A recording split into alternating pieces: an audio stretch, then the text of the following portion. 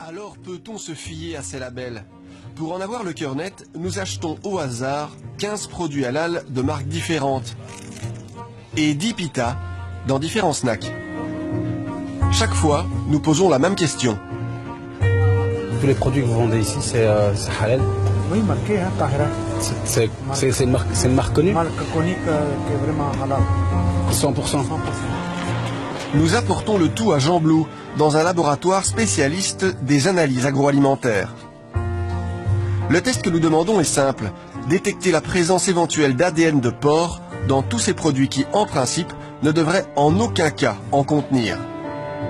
Le résultat est sans appel. Il y avait effectivement 7 échantillons positifs, 5 échantillons montraient une légère présence de porc, donc il s'agit sans doute d'une contamination. Et pour 2 autres échantillons, on avait une présence beaucoup plus marquée.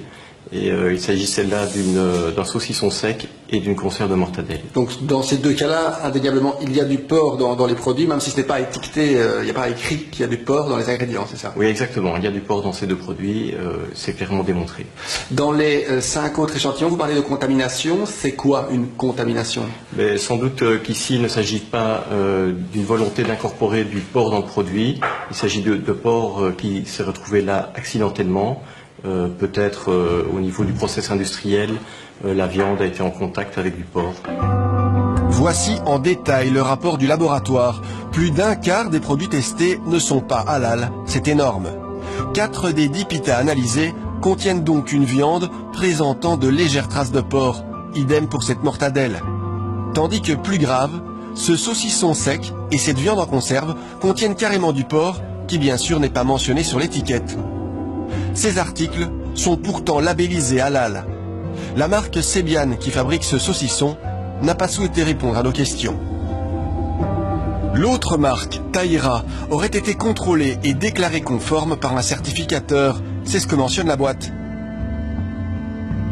Sur son site, la marque promet, verset du Coran à l'appui, qu'elle respecte l'islam. Elle se vante même d'offrir des contrôles qualité très stricts.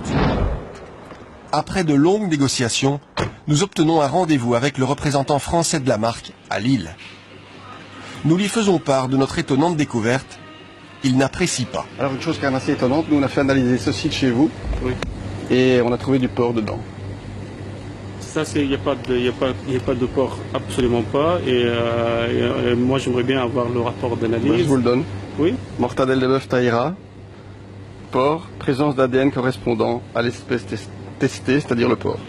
Ça, c'est faux. C'est faux, complètement faux, bien sûr. On a des responsabilités devant Dieu et devant la communauté. Je respecte énormément les musulmans et je n'ai envie de salir personne.